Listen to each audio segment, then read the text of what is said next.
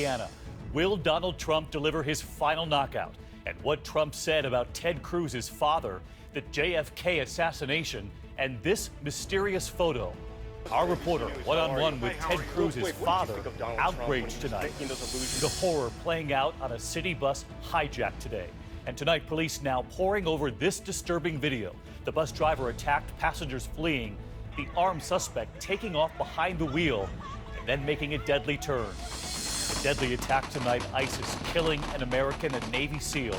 Martha Raddatz standing by. Severe storms hitting now, dramatic lightning strikes, giant hail, trees crushing cars and crashing into homes.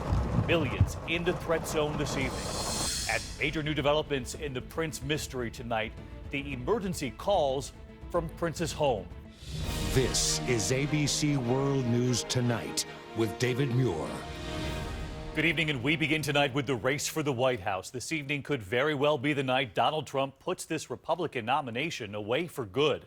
The polls in Indiana closing moments from now, but even beforehand, Ted Cruz unleashing on Trump in a way we have not yet seen in this campaign.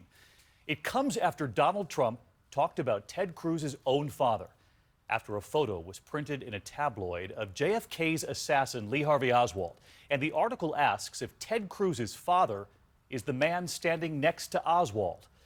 Ted Cruz tonight calling Trump amoral, a serial philanderer, and our one-on-one with Ted Cruz's father. What he's now saying about that photo. ABC's Tom Llamas leading us off. Tonight, with his whole campaign hanging in the balance, Senator Ted Cruz ripping into Donald Trump as never before. The man is utterly amoral. What set him off? This blaring headline in the National Enquirer. Ted Cruz's father linked to JFK assassination. The tabloid printing a 1963 image of Kennedy assassin Lee Harvey Oswald in New Orleans, speculating the man standing next to him is Cruz's father, Rafael Cruz. That was proof enough for Donald Trump. I think it's horrible. I think it's absolutely horrible. What was he doing with Lee Harvey Oswald shortly before the death, before the shooting? It's horrible. But Rafael Cruz angrily denying he's the man in the photo when I caught up with him today. Tom Llamas with ABC News. How are you? Hi, how are you? Real quick, what did you think of Donald Trump when he was making those allusions of that report about you and Lee Harvey Oswald? What do you think of that? Oh, I haven't even seen it, but it's ludicrous. It's ludicrous. I was never in New Orleans at that time, and that's typical of Donald Trump. His son outraged. Donald Trump alleges that my dad was involved in assassinating JFK. Now, let's be clear. This is nuts. Cruz then unloading a scathing barrage of personal attacks. I'm going to tell you what I really think of Donald Trump. Calling Trump a pathological liar, a narcissist, and then this. Donald Trump is a serial philanderer, and he boasts about it. Talks about how great it is to commit adultery, how proud he is. Describes his battles with venereal disease as his own personal Vietnam. And it didn't stop there. Morality does not exist for him. It's why he went after Heidi directly and smeared my wife, attacked her. Apparently, she's not pretty enough for Donald Trump. Trump tonight calling Cruz desperate and unhinged. His son, Don Jr., tweeting, Cruz's, quote, meltdown reminded me of my 3-year-old coming off a sugar high. And Tom Llamas with us tonight. Tom, regardless of Indiana this evening, the math is impossible for Ted Cruz to land the nomination before the convention? David, that is right, but Ted Cruz was hoping a win in Iowa could carry him further to other states, including California, and then to the convention. Regardless of what happens tonight, win or lose, the Ted Cruz campaign says they are soldiering on tomorrow. David? Tom Llamas leading us off tonight. Tom, thank you. And next to the Democrats and to the math on their side, Hillary Clinton already looking past Indiana, in fact, campaigning in the all-important swing state of Ohio today. And Bernie Sanders vowing a contested convention anyway, with the math virtually impossible, regardless of the results in Indiana, to secure the nomination. ABC's Cecilia Vega on what could happen, and she's in Ohio tonight. I feel good. I just feel generally good. Hillary Clinton today sounding upbeat at the end of a tough fight. But in Indiana, Bernie Sanders still seeing a glimmer of hope. I don't think that a little bit of rain is going to keep people from Indiana from casting their votes. But here's the reality. Even if Sanders wins a sweeping victory in Indiana, it will still be virtually impossible for him to clinch the nomination. The facts are pretty clear. I'm 3 million votes ahead of him, 300 pledged delegates ahead of him. Clinton hoping Sanders will do what she did in 2008 and embrace unity at the convention. Barack Obama is my candidate, and he must be our president. But Sanders is vowing to fight on. The convention will be a contested contest. Well, that video takes you right back to 8 years ago. Cecilia Vega with us tonight. Bernie Sanders, we just heard him insisting he's going all the way to the convention. But tonight, Hillary Clinton making it clear that she's, quote, focused on moving into the general election.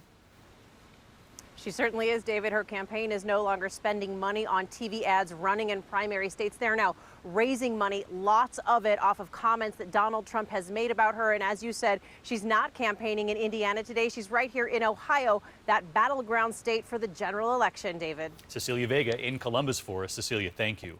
We turn next tonight to the other news, into the city bus hijacked today with passengers on board and the terrifying moments that followed. It happened in Washington, D.C., an armed man attacking the driver, then getting behind the wheel. The drama coming to a sudden and violent end when the hijacker struck a man.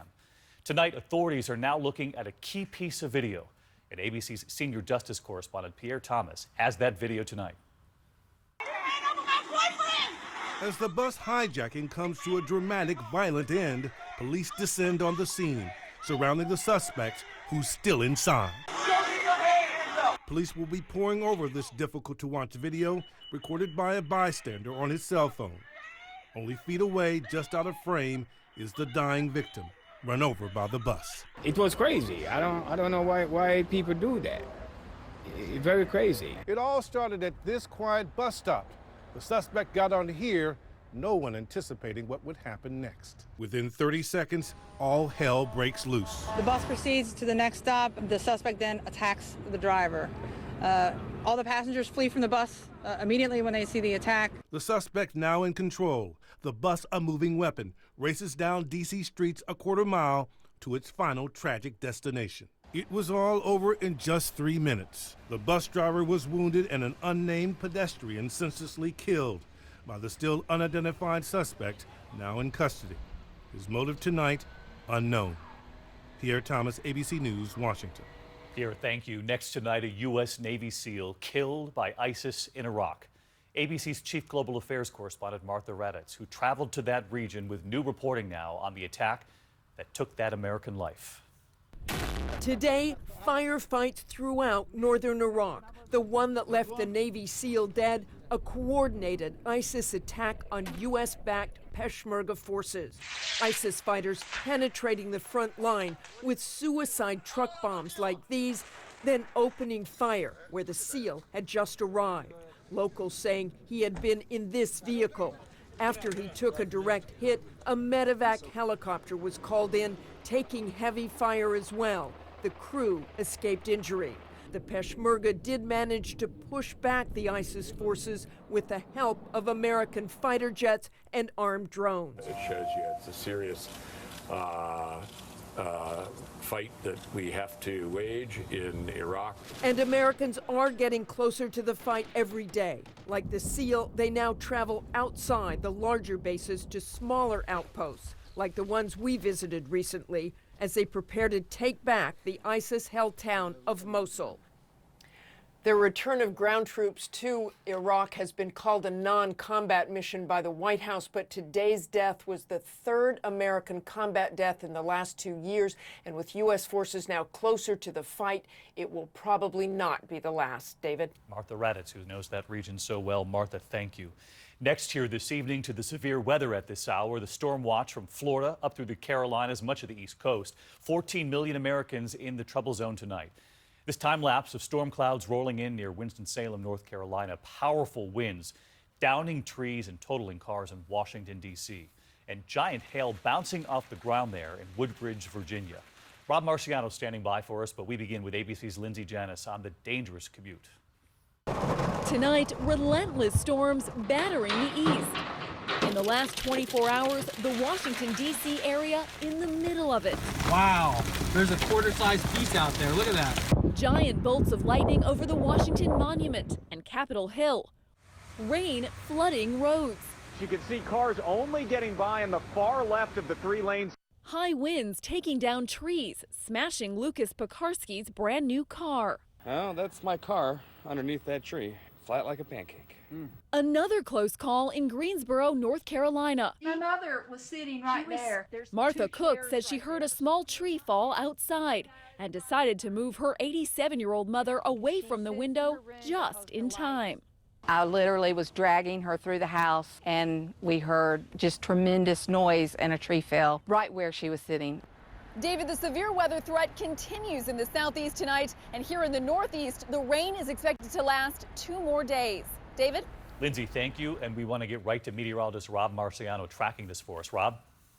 David, more thunderstorms are expected across the mid-Atlantic tonight, but a more threatening area is across parts of the Carolinas and in through southeast Georgia. Severe thunderstorm watches up here till 9 and 10 o'clock. Big hail and more damaging winds possible. And we're in this unsettled weather pattern where there'll be another disturbance that rolls in behind this. Watch the maps here. This low actually stirs up some more trouble tomorrow afternoon in New York, but by 4 o'clock in through Chicago, Cincinnati, and that system dives down to the south and east. Another 1 to maybe 2 or 3 inches of rainfall through Thursday. It looks like Friday looks to be fairly wet as well. David? Rob Marciano tonight. Rob, thanks. Tonight here in New York City, fire department officials are now saying the fire that destroyed an historic church may have been started by candles. The Serbian Orthodox Cathedral celebrating Easter on Sunday. Fire officials say caretakers may have accidentally placed candles that were not completely put out into a cardboard box. The investigation continues. We turn in the meantime to breaking developments about Zika in America tonight. A pregnant woman in Connecticut. Now the 36th expecting woman diagnosed with the virus right here at home. Of course, the risk much greater for pregnant women because we now know that the virus does cause birth defects. There are 426 confirmed cases in 43 states and D.C., though all of them still from travel to infected zones. But with the summer now coming, new cases from mosquitoes here in the U.S. are expected, and authorities are warning be prepared. ABC's Steve Osunsami at the CDC tonight with the strike teams they are now planning to deploy. The cases keep piling up. Americans returning home from overseas infected with the Zika virus. The latest tonight, a pregnant woman in Connecticut. Health officials are admitting this evening that cities and families are not going to be able to spray away the bugs that carry the disease. Unlike most mosquitoes that are effectively controlled with insecticides, scientists say the bugs that can carry Zika are harder to kill. They're not just outside, they're in the home, under furniture, and they don't just bite after sunset, they're active day and night. They like to stay indoors as well as outdoors, which makes the outdoor spraying ineffective for those mosquitoes. Already, mosquitoes with the virus are breeding in Puerto Rico, where 65 pregnant women are now infected and at risk for birth defects. The CDC says the battle isn't lost. They're planning to fly strike teams to any neighborhoods in the U.S. with local transmission. Find pregnant women first, spray inside and outside their homes, add screens to windows, and remove standing water. Human testing for a vaccine now begins in September, but health officials say a vaccine is still at least 3 years away. David. Steve Osunsami, thanks. We turn next to new developments in the death of Prince. Investigators poring over logs of police calls now from Prince's home outside Minneapolis. ABC's Eva Pilgrim on the case again tonight. New tonight, authorities releasing this log of more than 45 police calls on a variety of subjects regarding Prince's Paisley Park complex, including one call from a woman in Germany in 2011 concerned about Prince's cocaine habits, saying that he advised her that he cannot control his habit. Since the woman waited a year after the comments to contact authorities, police didn't find it to be credible and didn't investigate. Authorities are investigating whether the star died of a drug overdose. Sources say prescription medication was found on Prince and in his home after he died, and that the singer was getting prescriptions from multiple doctors. But Prince's friends standing up for the superstar, his former bassist and close friend, saying these allegations of drug use just don't ring true. He was really careful of what he would put into his body. I've never seen him take anything.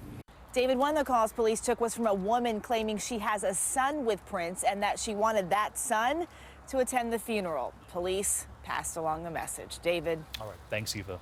There is still much more ahead on World News Tonight this Tuesday, and 2 major medical headlines tonight. The third leading cause